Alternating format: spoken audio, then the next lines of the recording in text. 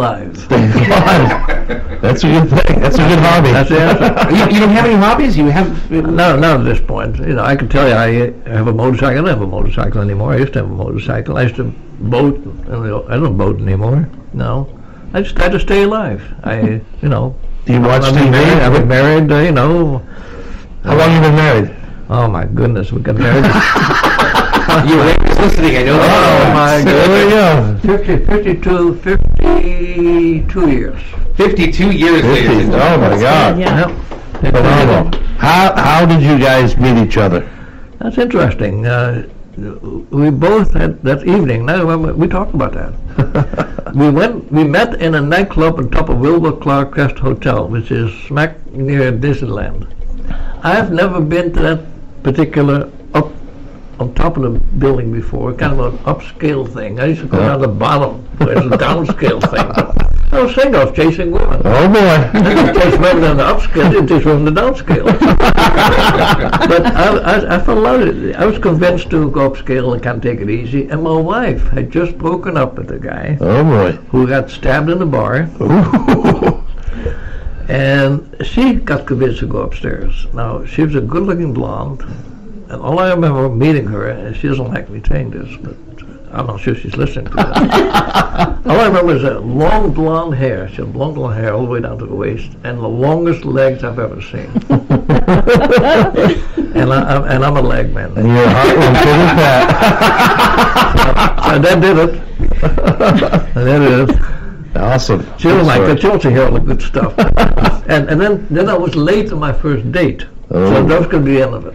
I was 2 hours late on my first date. Wow. 2 hours? Yeah, taking the sister of my then girlfriend to the airport. Uh-huh. Just like I was late here. I lost track.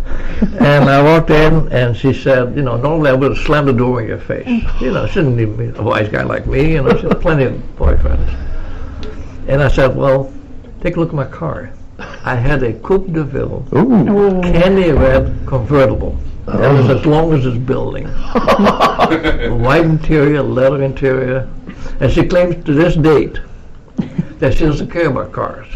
But my friend, let me tell you, you want to impress a girl, bring a really good-looking car. Partner one that says, your trolley, Oh, yeah. There you go. Your carriage, madam. Your chariot awaits. And we'll catch them anytime.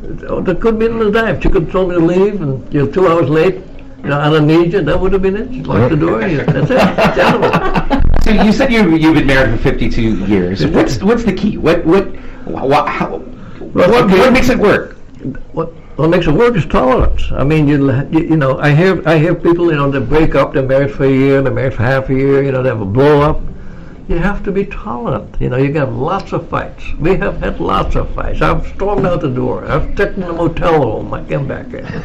You have to have tolerance. She has to have tolerance with me. I'm not the easiest guy to get along with. and she's not necessarily the easiest person to get along with, though she's a lot nicer than I am. Just, be able to get along. If you get mad about something, take a breath, walk away, go somewhere, ease up, and we'll come back together again. In a marriage, if you got problems, don't overreact. Money can easily become a problem.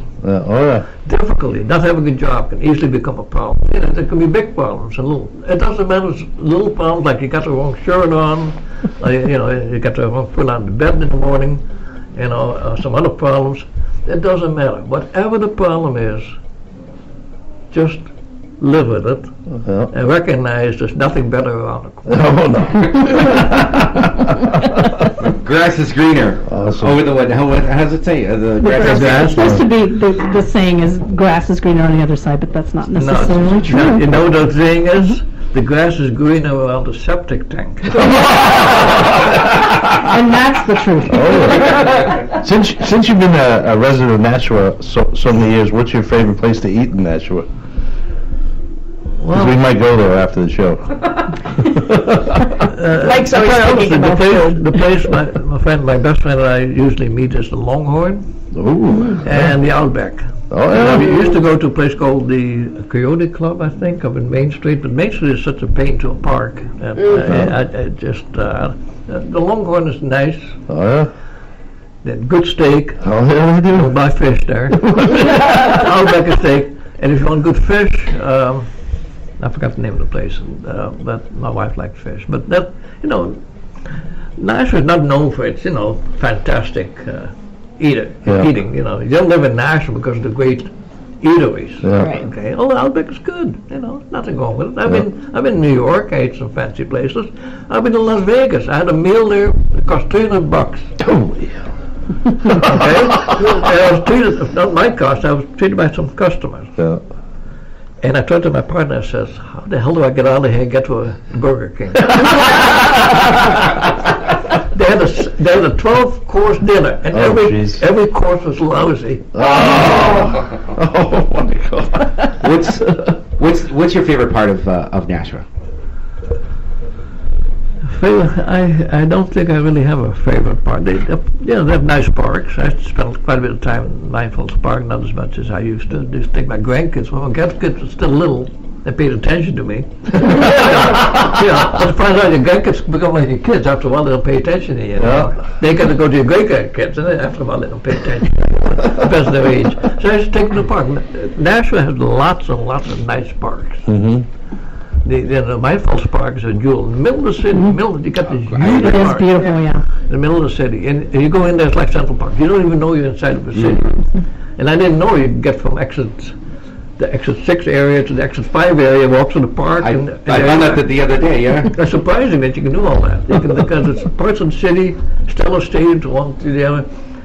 That's nice, okay? And they have lots of little corners in Nashville that if you look for them, you find these parks. Now, it's not my favorite, not necessarily my favorite anymore. I don't really have a favorite anymore. Okay, so now these are the very important questions that could make or break you, Fred. So we're going to find out. Okay, so here we go. All right, Coke or Pepsi? Coke or Pepsi? Can I have another choice? Okay. Like Coke products or Pepsi Oh, products. Yes. Well, what would your other choice be instead of Coke or Pepsi? Coffee. Coffee. Okay. That's a winner. That's a winner. So speaking of coffee, Like me. Starbucks or Dunkin' Donuts? Dunkin' Donuts. I don't like Starbucks. There you go. That's a smart man right there. Listen to that man. Starbucks is hot. Now, the two big differences. Dunkin' Donuts is always hot. Yeah.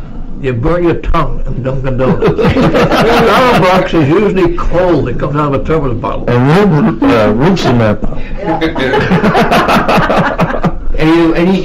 I thought you guys had some fun questions for Fred. I just asked a bunch Mike of already asked questions. mine. Oh, you already did? Mike stole mine. What was it? The restaurant. Oh, the restaurant one? Okay, so this might be a little intimate, but we'll find out. Boxers or briefs? I missed you on that one. Boxers or briefs? Underwear. Oh, Boxers or briefs? We need to know. Well, first of all, make sure what? What makes you Commando. Oh, geez, no, man, I'll answer that. I hate these boxers. I hate boxers. They don't feel comfortable. That's awesome. Here we go. That's great. City of Nashville, I hope you know. There you go. This is the real truth right there. Any other fun questions? Favorite color? Favorite movie? Oh, yeah. Favorite movie. What's your favorite movie? You've seen probably 1,000 to 10,000 movies. What's your favorite You one? ask me about modern movies. Your favorite one? Like, if it comes on the TV, you automatically watch it. I'm too old to be into all the modern movies, frankly. Yeah. I find them too spastic, Yeah.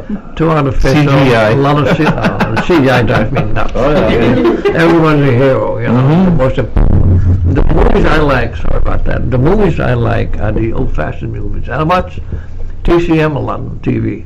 Why go to the movies? I go to the movies the other day. I watched Vice, the movie with Cheney, the guy. He did a wonderful job. Yeah. But the first part of the movie, I'm sitting next to me, there's a person out there with a cell phone on. Oh, yeah. I said to him, would you mind turning your cell phone on? He said, I'm just texting. I said, it's on, the light is bothering. So he went to another side, I moved to another seat. Yeah. This is the AMC cinema with the comfortable seating. Next thing I know, on my left, the cell phone comes on. I said, who needs it? Who needs it? Who needs this? Yeah. Like I said, at home, about 55-inch and my 65-inch television, I got a comfortable chair, just as comfortable as the one up in AMC. You know, there's no cell phones on. I'm down in my men's cave, okay? My wife's upstairs. And you got your briefs on?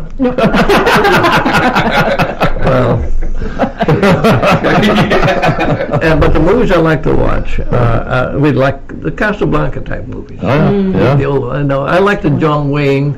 You know, I was watching a movie the other day.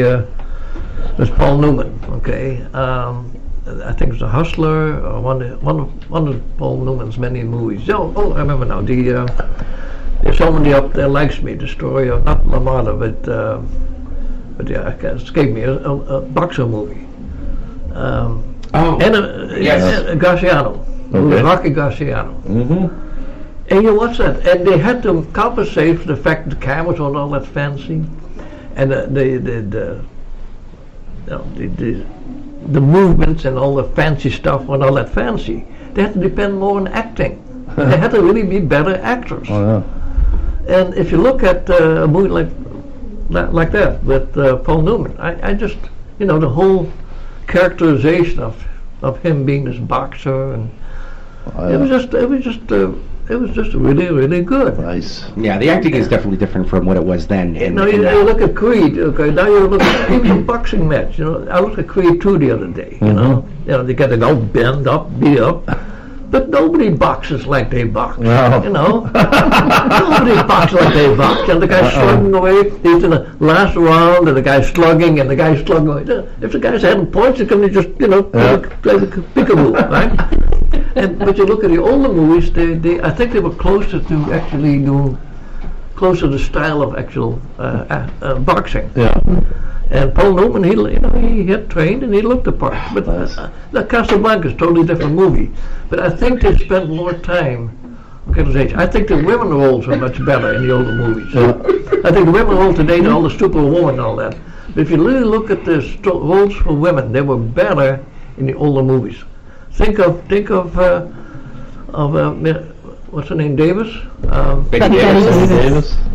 What's her first name? Betty? Betty Davis. Yeah. Think of the movies she had. Think of the kind of roles, the whole movie built around her, not just being a superwoman of some weird stuff, Yeah. but really a movie built around her. That was like the other day. I was cleaning out our spare room and I came across a box and I opened it up and it's all my Shirley Temple movies, all on VHS, and I was like, I forgot I had these. I mean, I probably have every movie she was in for Shirley Temple. Yeah, well, I don't watch. Ask me what movies I enjoy. It wouldn't necessarily be Shirley Temple, but the older style movies. I was watching The Streetcar Named Desire the other day. That's a great. And I remember Marlon Brando, in the later movies, became this really big fat guy. Stella. But when he was younger, when he started off, he's a really trim, good-looking guy, and he played this role to perfection. He was this really rude, obnoxious character, and he played a really rude, obnoxious character. That's great. Yeah, I have not seen anybody play these kind of parts. Maybe I'm just biased. I look at the Kirk Douglas, the Spartacus. Yeah. Kirk Douglas stands and I'm Spartacus. When Tony Curtin's coming, I'm Spartacus. You look at that. That to me is a really good movie. They hung all of them until they hung Kirk Douglas. Yeah. And and you look at that and you compare it with the movie today. And today you probably have a lot of fancy music, a lot of sounds, fancy hangings. Mm-hmm. But the characterization, I think, back in the old movies was better. Yeah, You had to be a really good actor back then. Now you can CGI a Kurt lot, Douglas so. is still alive. He's 102. 102. Well, he had a stroke. He had a stroke. Well, we have a few minutes left. So, Fred, I'm going to give you this opportunity. A few minutes here. What do you want to say to the residents of Nashua? The voters. The voters. What would you like to say? This is your opportunity to say whatever you would like for the next few minutes. Well, I like the Nashua to be affordable. Nash's always had the reputation of being somewhat affordable. I don't like the trend of what's happening, you know. I don't like a gay parade in Nashville, New Hampshire. I just don't like it. They've asked me that question. Do you like a gay parade? No, I don't like a gay parade in Nashville, New Hampshire. I like it to be an affordable, nice city with nice parks. It's a family. You know, I've had kids that move out.